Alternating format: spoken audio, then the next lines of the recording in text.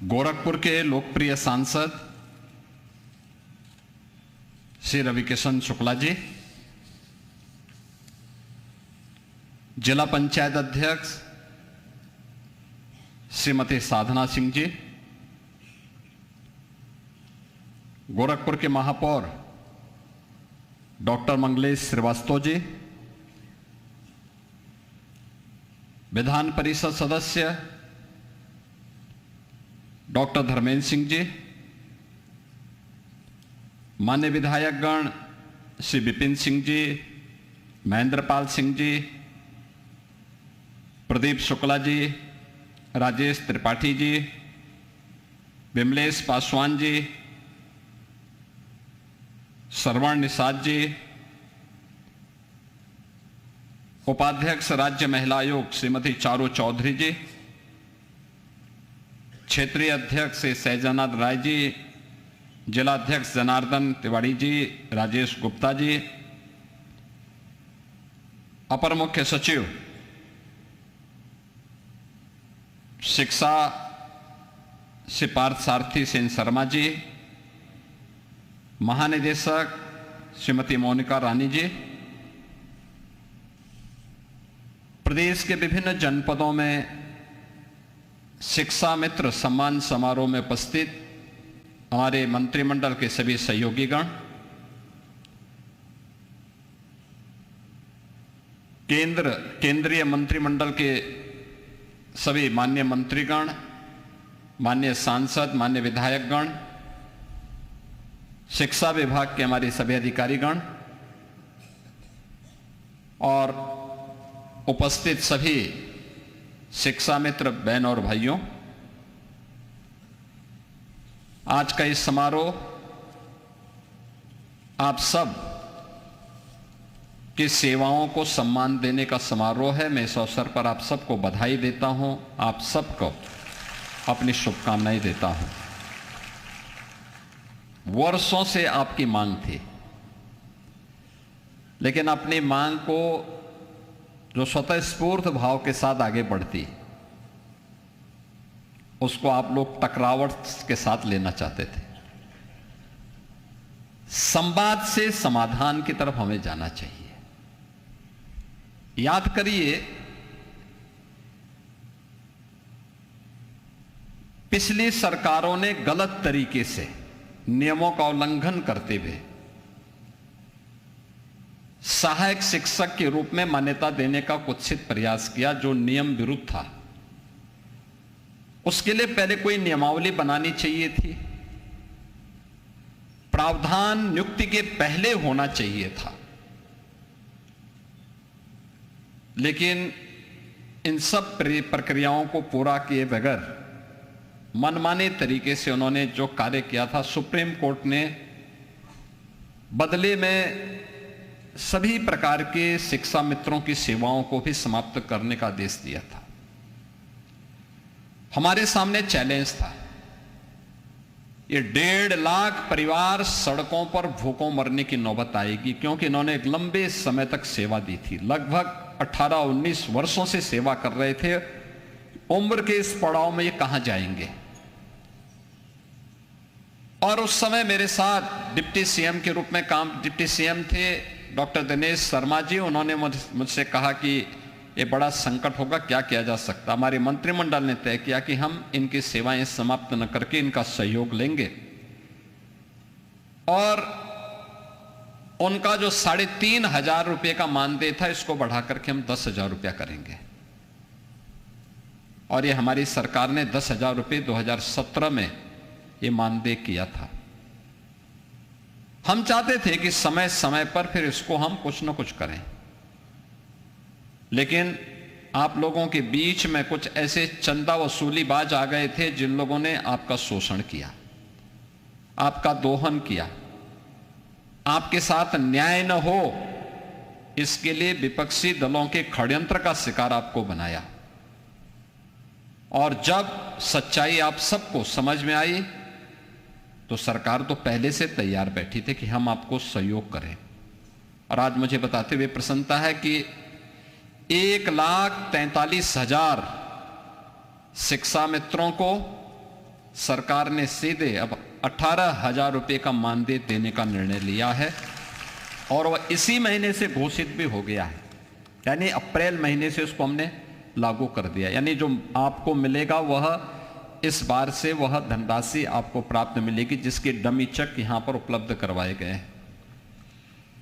साथ साथ सरकार ने यह भी तय किया है, क्योंकि जैसे आज ही सुबह मैं जनता दर्शन कार्यक्रम में था, एक शिक्षा मित्र परिवार मेरे पास आया था, उसकी बेटी आई थी, गंभीर रूप से बीमार है, उपचार का कोई साधन नहीं। उसने कहा कि और डायलिसिस की कोई व्यवस्था हो जाती, तो हमने कहा भी फ्री में डायलिसिस तो हम वैसे ही करवा देते हैं, लेकिन साथ साथ 5 लाख रुपए का अब तो हमने आपको कैशलेस सुविधा भी दे दी है और हम चाहेंगे कि शीघ्र इसको लागू करवा दिया जाए। यानी पहली बार जो एक नागरिक के रूप में सुविधा मिलनी चाहिए, प्रधानमंत्री जी ने देशवासियों को दिया और उन सभी में से शिक्षा मित्र जो भी छूटे होंगे, सरकार ने तय किया है कि उनको भी हम 5 लाख रुपए सालाना कैशलेस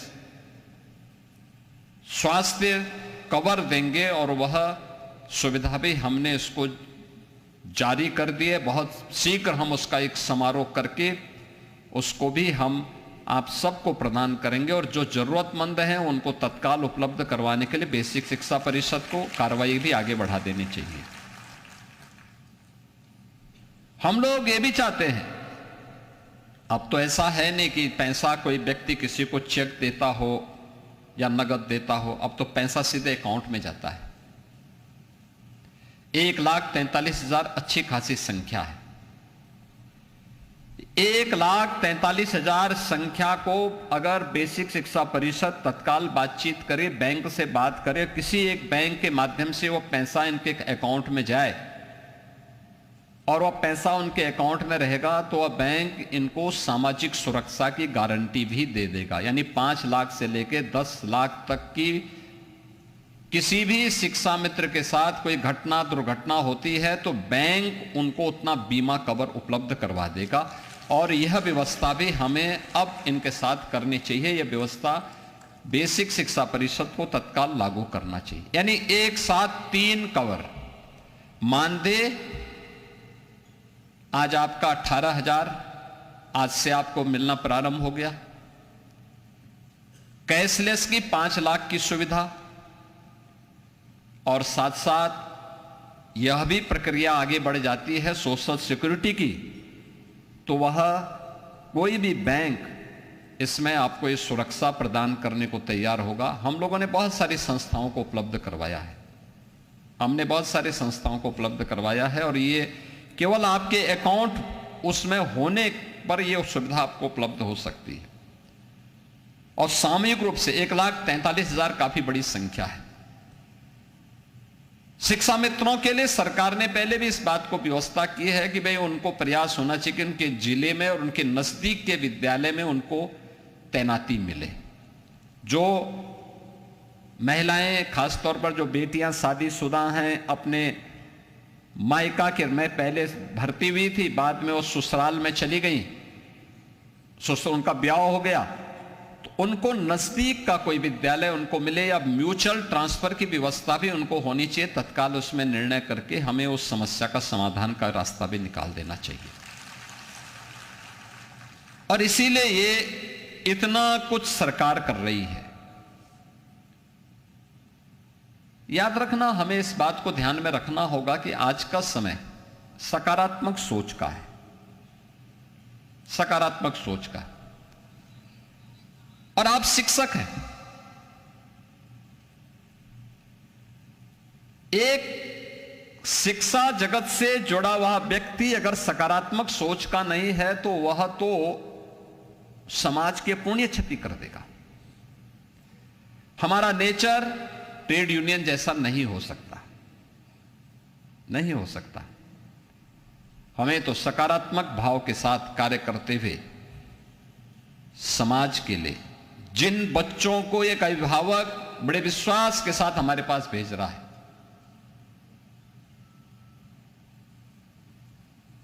उन बच्चों के भविष्य को बनाने की जिम्मेदारी आपकी पर है। अगर आप सकारात्मक ऊर्जा से भरपूर नहीं होंगे तो बच्चा तो उसका न्यू ही कमजोर हो जाएगी, गड़बड़ हो जाएगी। जो जितना सकारात्मक होगा उतना अच्छा परिणाम दे देगा, जो जितना नकारात्मक होगा उतना ही विध्वंसात्मक हो जाएगा, समाज के लिए, देश के लिए खतरनाक होगा। जब प्रधानमंत्री मोदी जी के नेतृत्व में हम नए भारत का दर्शन कर रहे हैं, कितनी मजबूती के साथ देश आगे बढ़ रहा है। हर एक क्षेत्र में भारत ने प्रगति के नित नए प्रतिमान स्थापित किए हैं। उन स्थितियों में सबसे बड़ी भूमिका किसी की होती है तो नींव के पत्थर के रूप में शिक्षा की, और उसमें बेसिक शिक्षा की सबसे बड़ी भूमिका होने जा रही है। जितनी मजबूत नींव आप खड़ा करेंगे उतना ही सशक्त भवन उसमें बनेगा। और मुझे प्रसन्नता है कि गत 9 वर्ष में बेसिक शिक्षा परिषद ने इस दिशा में बेहतर प्रयास किया है। उत्तर प्रदेश को हम लोगों ने हर एक क्षेत्र में आगे बढ़ाया, लेकिन वो परिवर्तन दिखता है। ऑपरेशन कायाकल्प, आज विद्यालयों में आप जाइए, क्या परिणाम है। सिचुएशन का लक्ष्य विद्यालयों में बालक बालिकाओं के लिए टॉयलेट, पेयजल, विद्यालय की फ्लोरिंग, विद्यालय के फर्नीचर, विद्यालय का स्मार्ट क्लास। पहले क्या था, ये 30 से लेकर के 36% के बीच में था, और आज यानी पहले जो संख्या थी वह 30 से लेकर 36 के बीच में था। इसका मतलब 64 से लेकर के 70% बच्चे ऐसे होते थे जिनको स्कूल छोड़ना होता था। आज सिचुएशन का लक्ष्य हमारा 96 से लेकर के 99% तक पहुंच चुका है। इसका मतलब इन विद्यालयों में सभी प्रकार की सुविधाएं उपलब्ध करवाई गई हैं।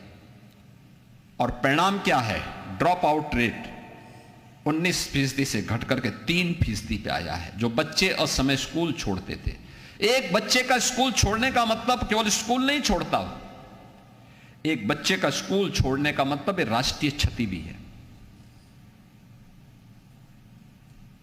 समाज की क्षति है। आप समाज को एक नकारात्मक सोच के साथ, एक ऐसी बिना मांगे, बिना ट्रेनिंग के ऐसी फौज के साथ झोंक दे रहे, ऐसे लोगों को दे रहे हैं जो किसी न किसी रूप में समाज के ऊपर बोझा बनने जा रहे हैं। उसका कारण कोई पूछता नहीं था, क्या कारण है, कोई नहीं पूछता था। यानी बालिकाएं स्कूल नहीं जा पा रही इसलिए क्योंकि वहां उनके लिए पेयजल नहीं है, उनके लिए टॉयलेट, सेपरेट टॉयलेट नहीं है, सुरक्षा की कोई व्यवस्था नहीं है। आप सोचो, आज के दिन पे 1,60,00,000 बच्चों को हम लोग 2 uniform, bag, books, shoes, socks, sweaters, ये सब उपलब्ध करवा रहे हैं, बुक्स उपलब्ध करवा रहे हैं। 2017 के पहले नहीं मिल पाता था, नहीं मिलता था। इतने बच्चों को दिया जा रहा है, पढ़ सकें, स्कूल चलो अभियान चल रहे हैं। हर बच्चे के मन में पढ़ने की एक तमन्ना हो, यह उसका अधिकार भी है। उसके अभिभावक की जिम्मेदारी बनती है, शिक्षक की भी जिम्मेदारी बनती है, और समाज की भी जिम्मेदारी बनती है कि हम इस राष्ट्रीय कार्य में हम भी सहयोग करें। और मुझे प्रसन्नता है, बेसिक शिक्षा परिषद में ड्रॉप आउट रेट को कम करने, ऑपरेशन कायाकल्प के माध्यम से देश के अंदर कुछ मॉडल देने, निपुण भारत अभियान के अंदर कुछ बेहतर करने का कार्य किया। कस्तूरबा गांधी विद्यालय में गरीब बच्चियां जहां पढ़ती थी, गरीब परिवारों की बेटियां जहां पढ़ती थी, 8वीं तक थे, उन्हें 12वीं तक करने का कार्य किया। और इस बार तो यह भी तय किया गया कि जिन विकास खंडों में कस्तूरबा गांधी विद्यालय नहीं है, वहां पर बेटियों के लिए रेजिडेंशियल विद्यालय वहां पर भी बनेंगे, उस पर भी पैसा उपलब्ध करवाया गया है। पीएम श्री विद्यालय, अटल टिकरिंग लैब, सीएम, आपने देखा ना, मैं देख रहा था भी, ये परिवर्तन है। 17 के पहले हम जब स्कूल में आते थे, बच्चों को पूछते थे, बेटा पढ़ो इस लाइन को, नहीं पढ़ पाता था। अभी मैं देख रहा था, दूसरी क्लास की 2 बेटियां मेरे सामने पूरा का पूरा पेज पढ़ जा रही थी, पूरा पेज पढ़ जा रही। ये है प्रोग्रेस। मैथ्स के तिनकोनिया नंबर 3 की जो बालिकाएं जहां यहां जो मेरे सामने पढ़ रही थी, इससे पहले विद्यालय नहीं था, 17 के पहले वहां लोगों ने उसको हर सुविधा से वंचित करके रखा हुआ था। आज वह भी वहां देखने को मिला। मैं देख रहा था एक दृष्टिबाधित बेटी, ब्रेन लिपि के फ्लुएंट बोल रहा हूं। यह है हमारी प्रोग्रेस। मेरी प्रोग्रेस मेरे कहने से नहीं होगा। मैं भी देख रहा था, जब मैं यहां आ रहा था तो हमारे सांसद जी रवि किशन जी मेरे सामने आए, कहा कि आपने मुझे बधाई नहीं दी। मैंने कहा काहे की बधाई? कहा कि मुझे पीएचडी की उपाधि मिली है। अबे हमने कहा मानद उपाधि है वो, आप ये कह रहे मैं प्रोफेसर लिखूंगा। अरे हमने कहा प्रोफेसर लिख नहीं सकते आप, वो मानद उपाधि है। आप उस डिग्री को लेकर के जाएंगे तो आपको उसके नाम पे नौकरी नहीं मिलनी है, आप केवल उसको टांग सकते हैं अपने साथ में, गले में टांग करके लटका के जाइए। कह रहा डॉक्टर लिखूंगा, तो अब डॉक्टर ऐसा डॉक्टर बनकर के कहीं उपचार करने चला गया तो क्या होगा? नहीं, आपने पीएचडी की है, विभ्राट जी ने पीएचडी की थी, प्रोफेसर के रूप में उन्होंने सेवा दी, लेकिन रवि किशन प्रोफेसर नहीं लिख सकते। मानद उपाधि उनको मिली है, इसकी तो हम उनको बधाई देते हैं।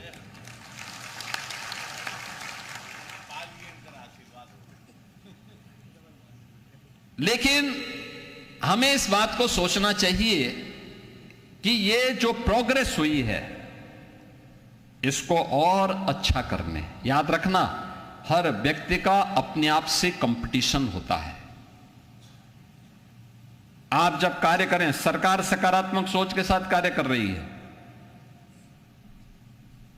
आपके साथ खड़ी है, फिर नकारात्मक भाव नहीं आने चाहिए।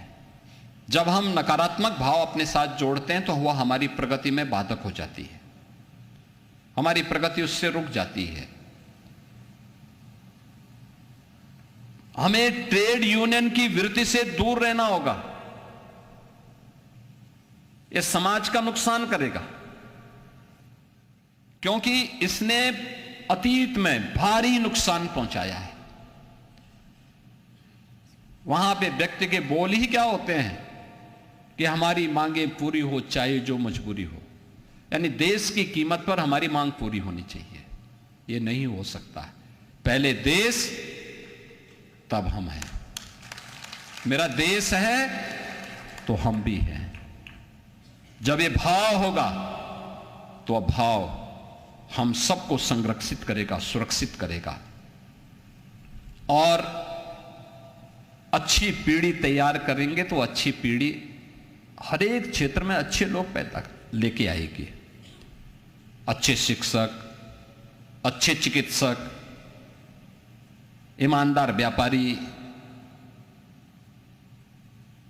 अच्छे कारीगर, अच्छे उद्यमी, अच्छे किसान, अच्छे नौकरशाह, योग्य नौकरशाह, निर्णय लेने वाले नौकरशाह, अच्छी पुलिस, हर एक सेक्टर में अच्छे लोग और अच्छे राजनेता भी। राजनेता कोई ऊपर से थोड़ा टपक जाता है। आप ही के बीच से जिन बच्चों को आप पढ़ाते हैं वही बच्चे राजनेता भी बनते हैं।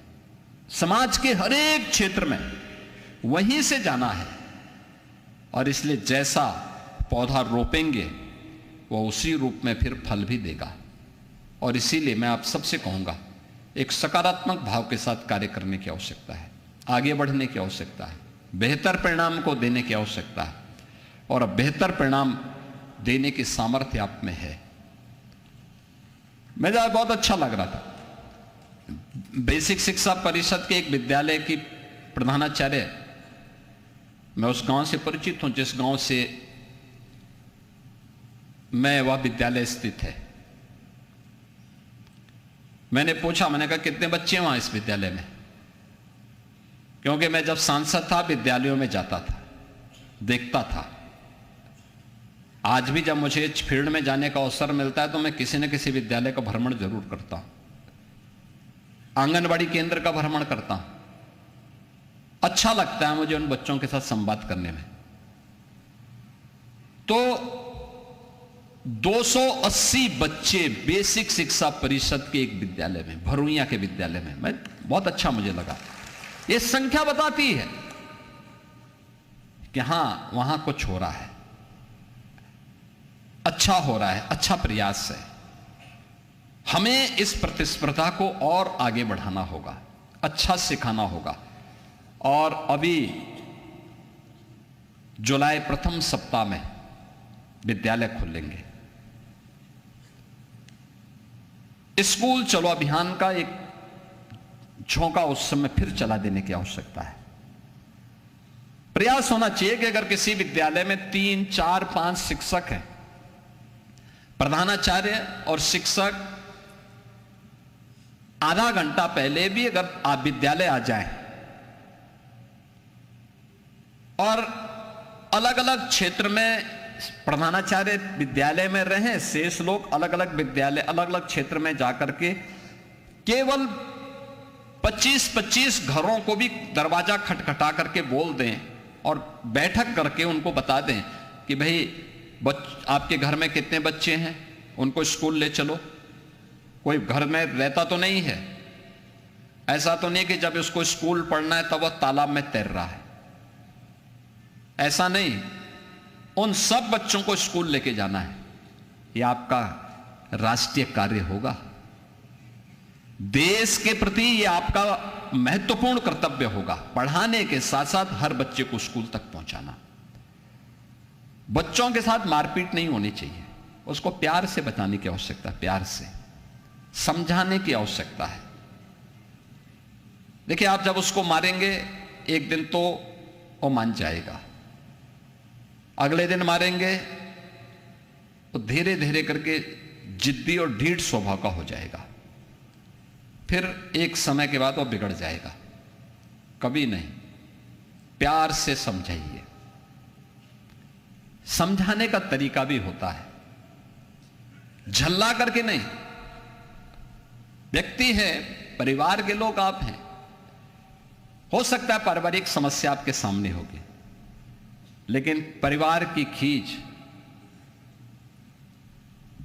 स्कूल पे नहीं आनी चाहिए, बच्चों पे नहीं आनी चाहिए। परिवार का तनाव घर तक ही सीमित होना चाहिए। और जब आप वहां आते हैं, स्कूल में आते हैं, उस समय तनाव से मुक्त होकर के उन बच्चों के साथ बेहतरीन तरीके से, कुछ ना कुछ नए तरीके से, अच्छी कहानी के माध्यम से अच्छा उदाहरण प्रस्तुत करिए, अच्छी कविता के माध्यम से उन बच्चों के सामने कुछ उदाहरण प्रस्तुत करिए। मैं गया था एक बार एक विद्यालय, एक आंगनबाड़ी केंद्र में 20-22 छोटे छोटे बच्चे वहां पर आंगनबाड़ी केंद्र में थे। 3 वर्ष से लेकर 5 वर्ष के बच्चे उस आंगनबाड़ी केंद्र में थे। और मैं देख रहा था कि जो आंगनबाड़ी केंद्र की बहनें थी, मैं एक चुपचाप बाहर से देखने लग गया, क्योंकि मेरा कोई कार्यक्रम भी नहीं था वहां जाने का, तो मुझे भी नहीं पहचानती थी, मैं भी चुपचाप देखने लग गया। तो मैं साइड से देख रहा था, वो बता रही थी, बच्चे मुझे पहचानते नहीं थे, क्योंकि वो तो बच्चों का मुंह मैं बाहर की तरफ था और आंगनबाड़ी की 2-3 बहनें सामने से उनको बता रही थी और मैं देख रहा था कि किस तरीके से उन बच्चों को पढ़ा रही हूं, बहुत अच्छे भाव के साथ गाती हुई। वो गिनती सिखा रही थी उन्हें, एक एक एक, मेरी नाक एक। देखिए उदाहरण कहां से, उसके स्वयं के से, एक एक एक, मेरी नाक एक। फिर बच्चे वही दोहरा रहे थे, फिर 2 2 2, मेरी आंख 2। इस प्रकार का उदाहरण उसको देते हुए मैं अंदर गया, वे सब थोड़ा हिचकी। मैंने उसमें से एक बच्चे को पूछा, मैंने कहा क्या पढ़ रहे थे? तो तत्काल एक बच्चे सामने, उसने कहा कि एक एक एक, मेरी नाक एक। फिर मैंने दूसरे से पूछा, मैंने कहा क्या सीखा है? उसने कहा 2 2 2, मेरी आंख 2। मैंने कहा कहां 2 है? उसने कहा ये 2 हैं। देखिए कितनी आसानी से समझ रही है, उदाहरण के साथ। कुछ अच्छे उदाहरण प्रस्तुत करके हम आसानी से उन बच्चों को उसका एहसास करा सकते हैं और यह आपकी बहुत महत्वपूर्ण सेवा होगी। स्कूल चलो अभियान के प्रति उन कार्यक्रमों के साथ बच्चों को जोड़ना। हम लोग इसी महीने जो बच्चे प्रवेश ले चुके, मुझे बहुत अच्छा लगा कि पहले चरण के स्कूल चलो अभियान में 20 लाख से अधिक बच्चों ने अपना एनरोलमेंट करवाया है, उनका नामांकन हुआ। 20 लाख एक बड़ी संख्या होती है। याद करिए दुनिया के अंदर बहुत सारे देश हैं जिनकी आबादी 20 लाख नहीं, यहां नए बच्चे एडमिशन करवा रहे हैं 20 लाख। बहुत सारे राज्य ऐसे होंगे जहां बेसिक शिक्षा में पूरे बच्चों की संख्या 20 लाख नहीं होगी, यहां हमारे यहां नए बच्चे प्रवेश के लिए नामांकन करा रहे हैं 20 लाख। और अभी जब जुलाई में यह अभियान चलेगा, इस संख्या को और बढ़ाने की आवश्यकता है। दूसरा, उन बच्चों का हम 2 यूनिफॉर्म के लिए, बैग के लिए, बुक्स के लिए, शूज के लिए, सॉक्स के लिए, स्वेटर के लिए पैसा उपलब्ध करवाएंगे। वह पैसा अभिभावक के खाते में जाएगा। एक शिक्षक और एक शिक्षा मित्र के रूप में आपकी जिम्मेदारी क्या है? जिस क्लास की जिम्मेदारी है उस क्लास के शिक्षक या शिक्षा मित्र या प्रधानाचार्य अभिभावकों के साथ बैठक करें और बैठक करके उनको बाध्य करें कि जो पैसा उन बच्चों के लिए दिया गया वो पैसा उसी बच्चे पे खर्च होना चाहिए, उसी कार्य के लिए खर्च होना चाहिए। स्कूल में यूनिफॉर्म में आना है तो साफ सुथरी यूनिफॉर्म होनी चाहिए, यह अभिभावक की जिम्मेदारी। बच्चा स्नान करके आए, ठंडी ज्यादा है तो कम से कम मुंह धो करके तो आए, बाल बना करके आए। वहां पे रवि किशन की नकल करने की आवश्यकता नहीं कि बड़ी बड़ी बाल बना कर रख करके आए, छोटे बाल बना करके, मेरी तरह छोटे छोटे बाल होने चाहिए।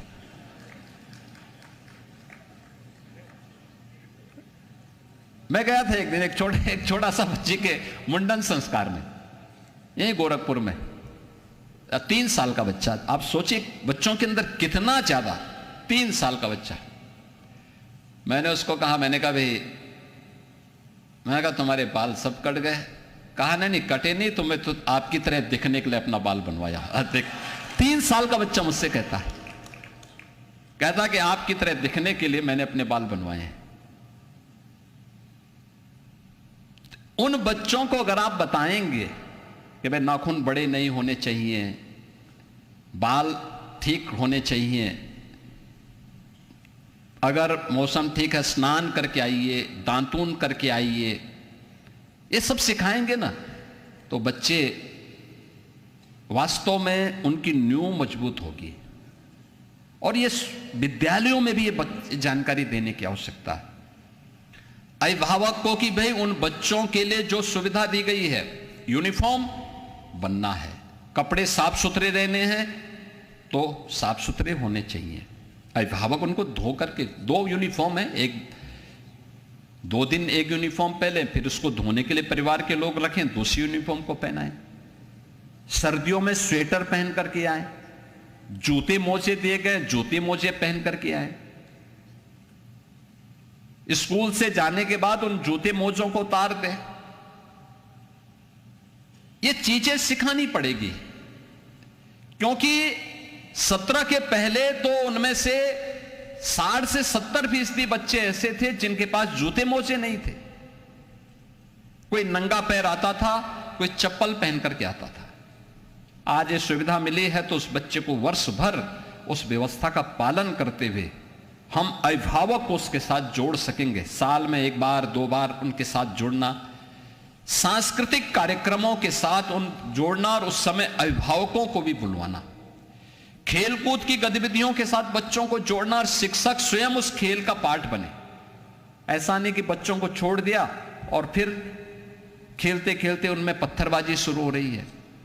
बच्चे हैं, अगर शिक्षक उनके साथ रहेगा, शिक्षा मित्र उनके साथ रहेगा, तो और अच्छा उसका मन लगेगा, अच्छा उसके खेल में निखार आएगा, सुधार आएगा। यह हम सबको करना होगा। ड्रॉप आउट रेट को हमें 0 तक पहुंचाने की दिशा में कार्य करना होगा। याद रखना, शिक्षित समाज होगा तो सशक्त समाज भी होगा और सशक्त राष्ट्र भी होगा, और यही विकसित भारत की आधारशिला बनेगी। आत्मनिर्भर भारत की शुरुआत यहां से होगी, और उस आत्मनिर्भर भारत के निर्माण की दिशा में हम सब प्रयास करेंगे। मैं आज के इस अवसर पर, शिक्षा मित्र सम्मान समारोह के अवसर पर 1,43,000 जिन शिक्षा मित्रों को आज ये सुविधा प्राप्त हो रही है, उन सबको बधाई देता हूं। कैशलेस सुविधा 5 लाख की आपको तत्काल उपलब्ध होने जा रही है, और उसका एक समारोह किसी भी दिन, जिस दिन बेसिक शिक्षा परिषद चाहेगा उस दिन करवा सकते हैं। और बाकी अन्य कार्यक्रमों की अनवरत श्रृंखला आगे बढ़ेगी। इस व्यवस्था के साथ आज के इस अवसर पर मैं एक बार फिर से प्रदेश भर में जहां जहां पर भी सभी शिक्षा मित्र उपस्थित हैं, उन सभी को इसकी बधाई देता हूं, अपनी शुभकामनाएं देता हूं, और विश्वास करता हूं कि आप लगन के साथ अपने उत्तरदायित्वों का, समाज के प्रति और देश के प्रति अपने उत्तरदायित्व का निर्वहन ईमानदारी के साथ करेंगे। इस विश्वास के साथ आप सबके प्रति मेरी मंगल में शुभकामनाएं हैं। धन्यवाद। जय हिंद।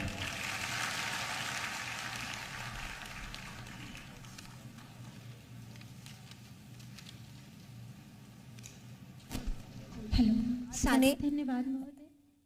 शिक्षा मित्रों को न सिर्फ सम्मानित किया, बल्कि उनके बढ़े हुए मानदेय को औपचारिक रूप से लागू करने का ऐलान भी किया। ये कार्यक्रम बाबा गंभीरनाथ प्रेक्षागृह में आयोजित किया गया, जहां से सरकार ये दिखाना चाहती है कि प्राथमिक शिक्षा की नींव मजबूत करने वाले शिक्षा मित्र अब सिर्फ व्यवस्था का हिस्सा नहीं, बल्कि सम्मान के भी हकदार हैं। दरअसल पहले जहां शिक्षा मित्रों को 10,000 रुपए प्रतिमाह मानदेय मिलता था, वहीं अब इसे बढ़ाकर सीधे 18,000 रुपए कर दिया गया है, जो लगभग 80% की बढ़ोतरी है। और ये नई व्यवस्था 1 अप्रैल 2026 से लागू भी हो चुकी है। और आज के इस कार्यक्रम में मुख्यमंत्री ने कुछ शिक्षा मित्रों को प्रतीकात्मक चेक भी सौंपे हैं।